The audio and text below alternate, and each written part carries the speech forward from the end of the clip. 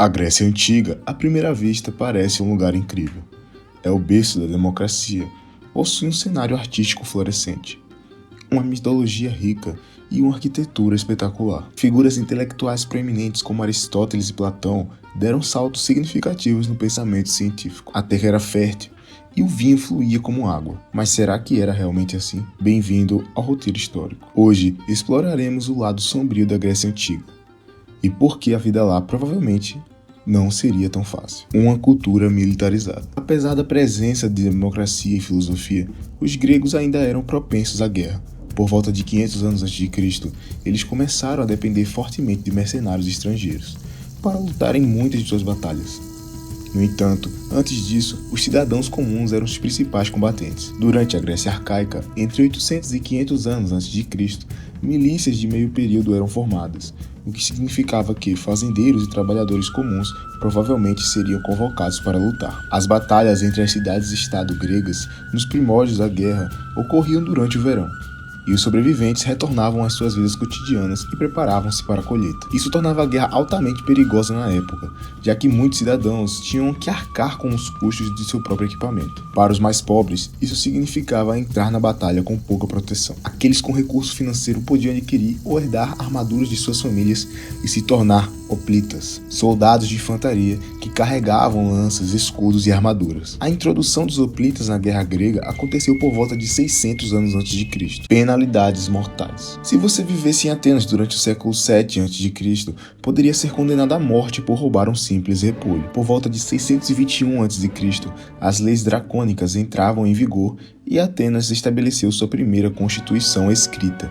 Antes disso, o sistema jurídico baseava-se em leis orais, sem um conjunto claro de regras e penalidades para crimes. Em geral, cabia às vítimas buscar justiça por crimes cometidos contra elas, o que frequentemente resultava em longas disputas familiares. Além disso, a aristocracia muitas vezes manipulava as leis em seu próprio benefício, criando uma sociedade altamente desigual. A necessidade de reforma tornou-se evidente, e a tentativa de reforma resultou nas leis draconianas, escritas por Draco, um aristocrata pouco conhecido.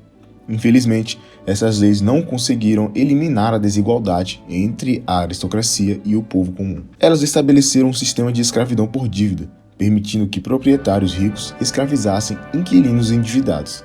Além disso, somente aqueles que portavam armas ou possuíam uma certa quantidade de terra tinham direitos políticos. Muitas das punições também pareciam desproporcionais aos crimes, como a pena de morte por roubo. No entanto, se alguém cometesse um homicídio acidental e pedisse desculpas à família da vítima, estaria livre de punição. As leis draconianas acabaram sendo consideradas excessivamente severas e foram revogadas em 594 a.C. por Solon, um legislador que as substituiu por leis mais brandas, uma sociedade dependente da escravidão. A escravidão era amplamente disseminada na Grécia Antiga. Em Atenas, durante os séculos IV e V a.C., havia um impressionante número de 60.000 a 80.000 escravos, mais da metade da população estimada. Em média, cada família possuía pelo menos 3 escravos. Em Esparta, os escravos conhecidos como ilotas frequentemente superavam os espartanos livres em uma proporção de 20-1. Os ilotas eram servos estatais que trabalhavam na agricultura e entregavam a maior parte de sua produção ao governo. Com tantos escravos executando todo o trabalho, muitos homens gregos puderam se dedicar ao treinamento militar, resultando na formação de uma das forças de combate mais temidas da época, o exército espartano. Infelizmente, os ilotas eram tratados com brutalidade, frequentemente espancados para manter sua submissão. Registros antigos de Esparta, como o relato de Mairon de Priene, descrevem como os ilotas eram submetidos a um número fixo de açoitamentos anuais, independentemente de qualquer delito, para que nunca esquecesse que eram escravos. A punição física também era comum em Atenas para os escravos.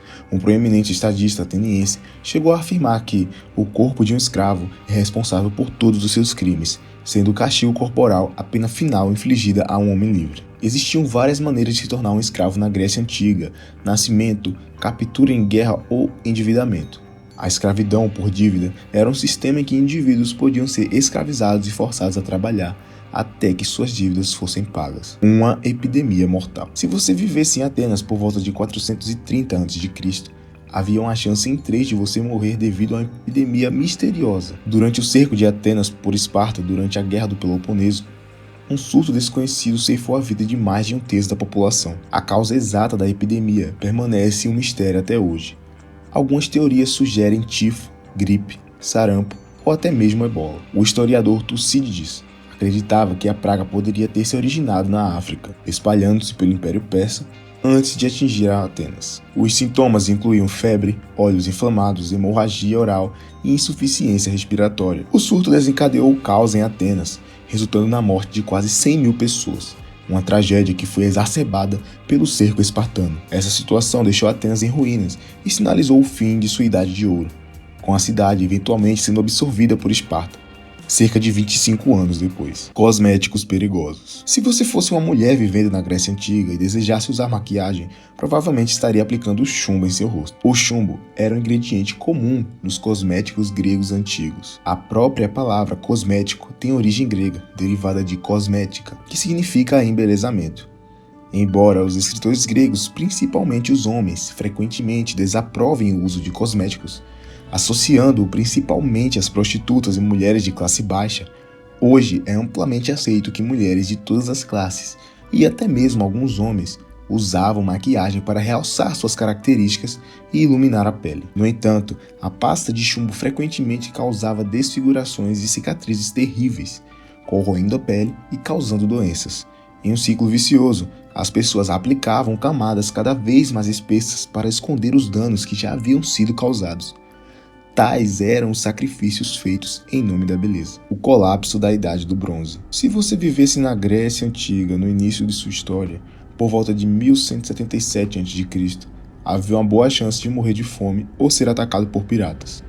Os historiadores concordam que, nessa época, uma vasta rede de civilizações interligadas no Mediterrâneo entrou em colapso de maneira abrupta. Embora as razões exatas permaneçam um mistério, os micênicos, egípcios, hititas, babilônios e minoicos eram civilizações avançadas com culturas prósperas, arquitetura impressionante e economias baseadas no comércio internacional. No entanto, tudo isso desapareceu repentinamente, mergulhando a região em um período de escuridão que durou séculos.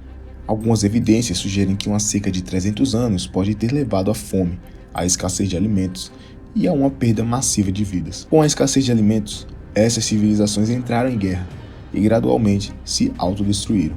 Além disso, há relatos de um grupo misterioso conhecido como os Povos do Mar, documentados em inscrições e representações de batalhas. Acredita-se que esses povos do mar tenham sido responsáveis por grande parte da destruição ao longo do Mediterrâneo, invadindo e destruindo importantes cidades portuárias, possivelmente se aproveitando dos impérios enfraquecidos pela seca. No entanto, as informações sobre esses poderosos piratas são vagas e baseadas em evidências escritas e esculturas não identificáveis. Medicina primitiva. A medicina na Grécia Antiga, embora representasse um avanço em relação às crenças anteriores, ainda era primitiva em muitos aspectos. Até o século V a.C., as doenças eram frequentemente vistas como punições divinas infligidas pelos deuses. Se alguém morresse, era considerado um ato dos deuses, e se alguém se recuperasse, era visto como um presente divino. Por volta de 500 anos antes de Cristo, houve um começo de avanço na compreensão médica, mas a linha entre ciência e religião ainda era turva. O deus grego Asclépio era tanto um curandeiro divino quanto um médico altamente qualificado. Surpreendentemente, não havia requisitos profissionais para se tornar médico. Qualquer pessoa poderia se autodenominar médico e praticar a técnica ou a misteriosa arte da medicina.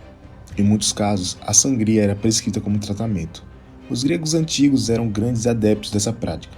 A sangria estava vinculada a uma teoria médica conhecida como humorismo, embora não houvesse nada engraçado nisso. No humorismo, o corpo humano era dividido em 4 humores: sangue, bile amarela, bile negra e fleuma. Em um indivíduo saudável, esses 4 componentes estavam em equilíbrio. No entanto, a dor ou a doença resultariam se esse equilíbrio fosse perturbado. A temperatura também estava diretamente ligada aos humores. Alimentos quentes supostamente produziam a bile amarela, enquanto alimentos frios produziam fleuma. Ventos frios eram associados a doenças pulmonares, enquanto ventos quentes eram relacionados a problemas digestivos. A prática do humorismo persistiu muito depois da Grécia Antiga e só caiu em desuso com a chegada da teoria dos germes por volta de 1850. Essas são algumas das facetas menos conhecidas e frequentemente sombrias da Grécia Antiga, que contrastam com a imagem idealizada que muitas vezes temos dessa civilização.